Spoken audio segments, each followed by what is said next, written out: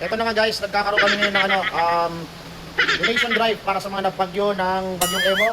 Magtitinda kami ng turon. Ito. Ayan. Ito pala yung mga napagyo dito sa amin, oh. Lapit ka ate. Ayan. Lapit na nga kami sa'yo. Mananawagan tayo kay President Trump sa nangyari dito.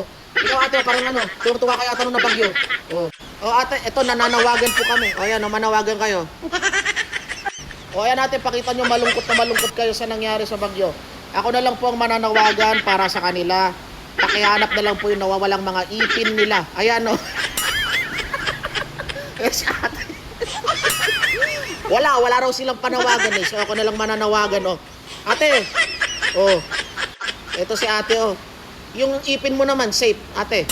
Oh, yan tawa na tawa oh. Ayan oh, kung sino man gustong i-add nyo na lang sila sa may Facebook ate. Oh, yan ano Facebook mo? Ayan.